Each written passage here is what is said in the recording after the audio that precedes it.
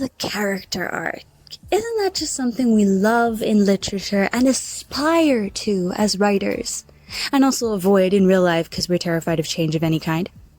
I'm just kidding. Okay. Now, I don't claim to be an expert on the character arc, but today I'm going to show you an example of how you can use descriptive writing in your descriptions in the beginning and the end of a work of literature to display that character arc. How are you going to do that, Jessica? I'll tell you. I'm going to start by creating a brief storyline, pick some characters, choose a POV. Give me a second. Picture this. You got a stubborn, rebellious teen who is always in trouble with the principal, is currently sitting in the principal's office, sitting, standing, walking, whatever. He's in the principal's office. Principal's not there yet, but is coming to chew him out. And this rebellious teen is observing the office, which he's been in several times before. Honestly, the fact that the principal isn't there yet doesn't really matter. He just sort of represents an authority figure in this guy's life. I'm going to call the guy Sam for no good reason. And he's simply an authority figure in Sam's life.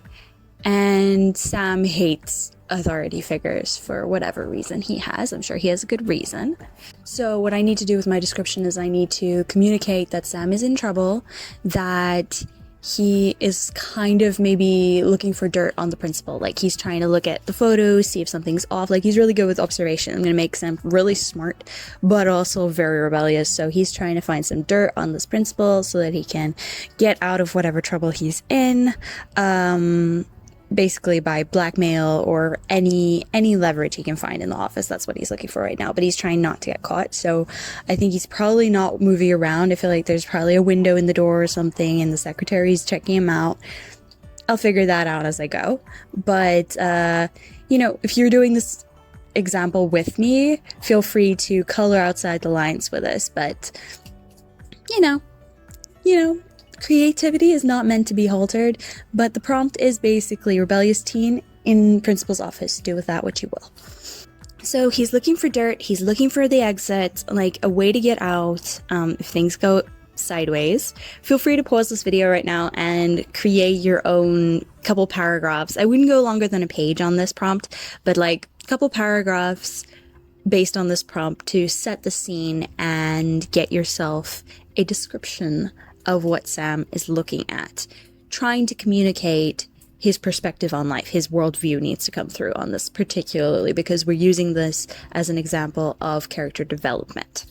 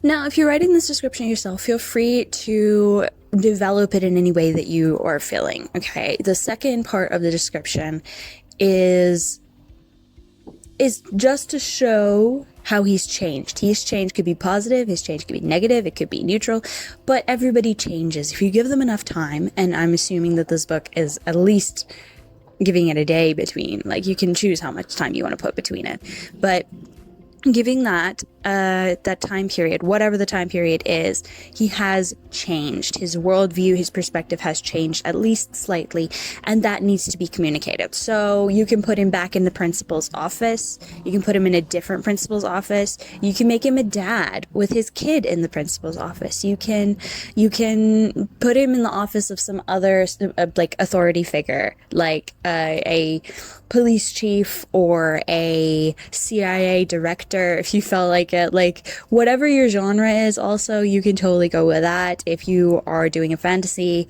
genre, then maybe he is in a different world and he's in the king's sort of antechamber. I don't know. Whatever you want to do it. I think the prompt that I'm going to take it from, I think I'm going to take him not back to that principal's office, but I think I'm going to take him, oh goodness, it's hard.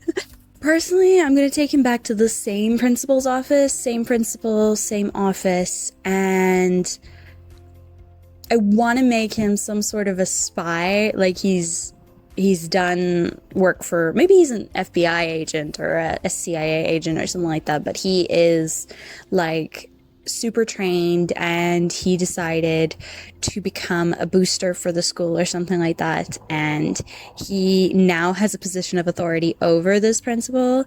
And guys, I don't even really want to make this a redemption arc. I don't know what mood I'm in right now, but I kind of want to make this that he is actually like, oh, how do I put this, like that he is like not in a redemption arc at all, that the end of the book is kind of just the fulfillment of his revenge. That's so evil. I can't do that. Maybe he realizes that the principal actually made him who he is, like had a hand in making him who he is as a man today, and that wasn't great, but he did the best that he could, kind of. And then he walks away and he's like, I'm never going to be around this guy ever again because I don't need that in my life. I could do it something like that. I don't know exactly how I'm going to do this, but we'll see together, okay? So let's get started on that.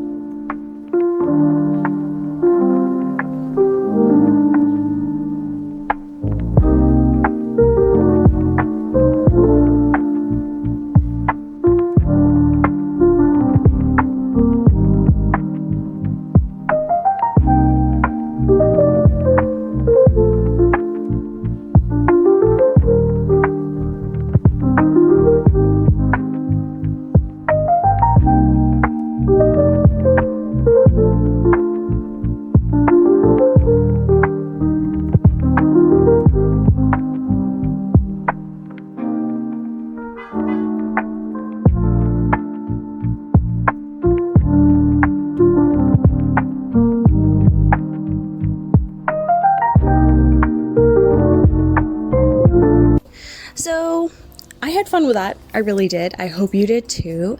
I think that the message I'm trying to get across here is, although I'm not like one who has studied the different arcs, like redemption arc or growth arc or, you know, going downhill kind of arc, I haven't really studied all these things, and I'm still learning. In a lot of these things that I'm doing with you guys, I'm doing this to practice my own creative muscle and to really get better at writing myself. So I'm just taking you guys along for the journey. I hope you don't mind. I hope you're learning something, at least, in between. But basically what I wanted to say is this descriptive writing prompt exercise idea that I've just given you, I think it can really help you with your writing, because it's one thing to say someone's changed, and it's another thing to show them changing.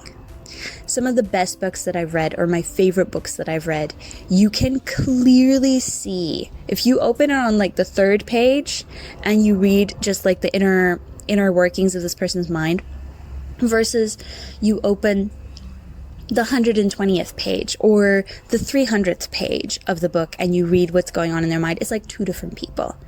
And I think that is a very powerful tool, because, I mean, if you think about real life, if someone says, oh no, this guy has changed completely, but their actions are still the same and what they say is still the same mindset as before, like, you know they haven't really changed.